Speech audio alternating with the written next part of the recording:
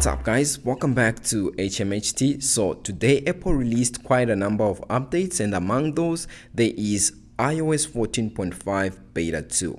At the time I'm recording this video, unfortunately this is available to developer beta testers only. If you're a public beta tester, hopefully by the time this video goes live or I publish it, it will be out or the following 2 days. Now if I'm to show you some other updates that Apple released today, this is the Apple developer website as you can see here. So today Apple released iOS 14.5 beta 2, of course it's the video for this, and then also they released iPadOS 14.5 beta 2, they released watchOS 7.4 beta 2, and they also released tvOS 14.5 beta 2. However, there was no macOS Pixel 11.3 beta 2 that came out. I'm expecting this update either tomorrow or on Thursday.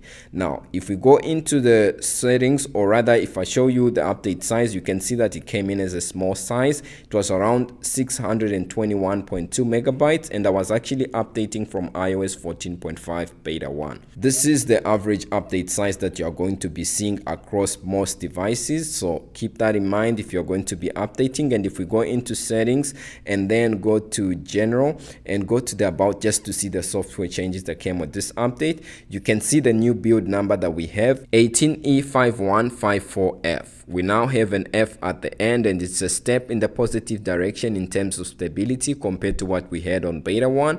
And if we go down to see the modem firmware version that we have here, it's actually been updated. Look at that, we now have 4.03.04. before that we have 4.03.03. this is for the iPhone X. If you have the same iPhone, then you'll see these changes, and if irregardless of the device you have, you actually see an update to the software version and also to the modem firmware version. That is good.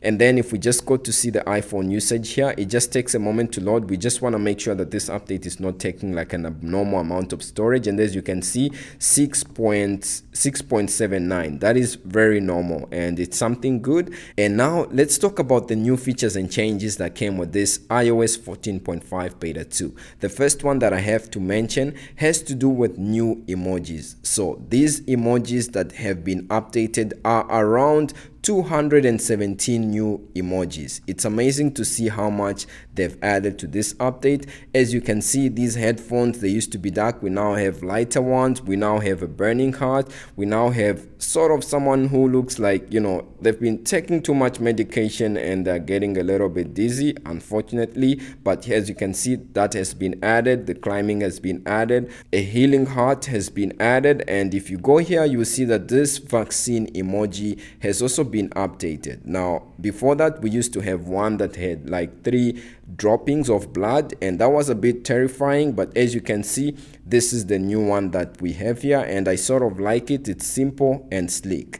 Another change that I have to mention has to do when you go to try to update your iPhone on beta 2. So you go to software update, it will just show you what we used to have before iOS 14.5. iOS is up to date. Now again, just to show you, you see that it shows the same thing. Now this is sort of unfortunate because before we actually had a cool screen that actually looked somewhat a little bit cool. So we had this green check mark on beta 1 that would sort of tell you that, you know, you are on the latest update with the latest fixes and security enhancements. Before on beta 1 you would automatically know you are on the latest version when you see this check mark, but now as you can see here, the check mark is gone and you sort of have to read a little bit to know that you are on the latest available update version, which is sort of unfortunate. Now another thing that changed with this update has to do with Game Center. So if you play games a lot online and also use Game Center for most of your connections or team settings or link ups, Game Center has been updated, and some applications might require you to log in again in order to fully synchronize with the updated Game Center, which is something new that came with this iOS 14.5 beta 2.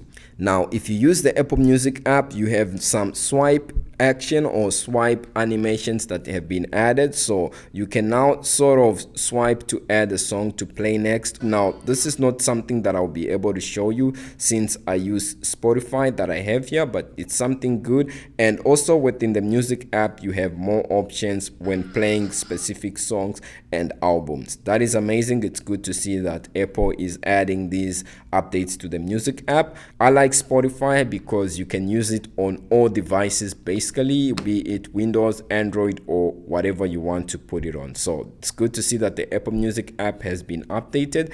And also within shortcuts, something else has been updated. And if you go into shortcuts and basically go to my shortcuts and try to add a new action or shortcut and search for screen, you can see before you even complete typing screen, you will see the new shortcut that we have here, and it's actually take screenshot. So you now have a new shortcut to take a screenshot. For me, I set triple tap to take a screenshot. So just like this. Just like that, it takes a screenshot. So if you want to use back tap, it's something that's available to you. If you want to use the shortcut app and use this take screenshot shortcut, it's also available to you. It's good to see that Apple has updated this. Now, something else that has been updated has to do with the Magsafe Wallet. So if you have the new Apple Magsafe Wallet and you basically connect it to your iPhone, it will actually give you a haptic feedback when you remove the Magsafe Wallet. It's good. It's sort of trying to hint at you that, hey, something has been removed. The wallet is something that's valuable. I'm just illustrating with this because, you know, it's something that, you know, just shows how it's charging. And if it's a Magsafe and you remove it, it will actually tell you that your wallet has dropped or something like that. It's good to see that because the wallet magnets aren't really holding on the newer devices that much. So it's good to see that Apple has put that into perspective, and with this update you get sort of a feedback when it comes to that. In the Apple Watch app, if you open it and then go to accessibility and go down a little bit, you now have this new section for headphone notifications. If you have turned it on like I do right here and you've been listening to loud music for a long time that can affect your hearing, you actually get a notification from your Apple Watch in order to tell you that, hey, you've been listening to loud noise for too much, your hearing might be affected as a result of that. So it's something that's good with regards to health, and as you can see, I have it turned on, and I'll be able to give you an update on my social media handles once I get the notification how they look like. It's something good. Now obviously I have to mention this with iOS 14.5 because for me it's one of the biggest feature that this update added. So if you go into settings and then go to Face ID or passcode and Face ID right here, put in your passcode, you actually be able to see this section here that says unlock with Apple Watch, and this basically allows you to unlock your iPhone whilst wearing a face mask using your Apple Watch. Now keep in mind that your watch has to be on the latest available watchOS update, which is still in its beta stages, and it's watchOS 7.4 beta 2 at the time I'm recording this video, and it's something good, and for me it's one of the biggest changes that came with iOS 14.5. There's been an update if you have the Smart Folio case. So if you have the case and you put it over your iPad or you close your iPad up, it will actually cancel out all the microphones. So your microphones will no longer be recording. It's good to see that they've put that on iPadOS 14.5 because some sketchy applications might actually continue to record irregardless of you not using them in the background. But if you put your Smart Folio case on,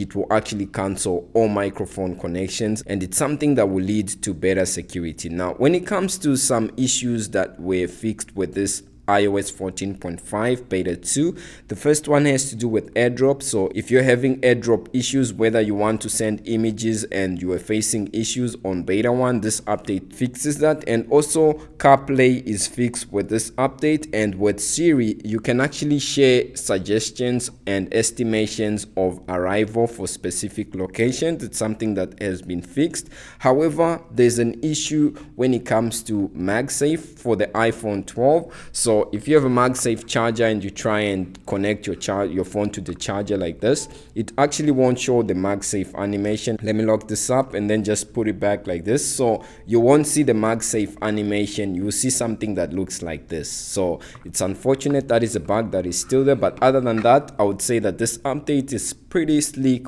so far. From the few hours that I've been using it, I've been enjoying it. And when it comes to performance, let me just show you my history. So on iOS 14.5 beta 2, when it comes to CPU, I actually got a score of 918 for single core, and for multi-core I got 18,856. And if you compare this to beta 1, what I had before, 913 and 2,259. So you can see that on single core this update is actually a little bit better, but on multi-core it falls behind significantly. If we see the GPU also performance on this iOS 14.5 beta 2, I got a score of 3,752, and previously on beta 1 I had a score of 3,820. So as you can see, again on beta 2 it's slightly back, but for GPU you might not be able to notice this, but it's more concerning when it comes to CPU. As you can see, the drop is quite significant for multi-core, so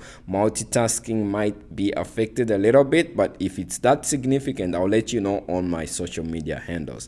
Other than that, that's about it for me. That's how this update came in for me.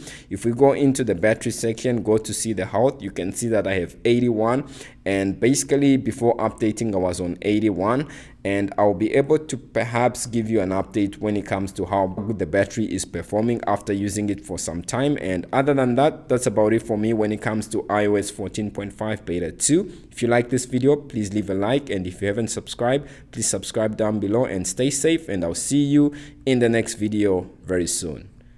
Peace.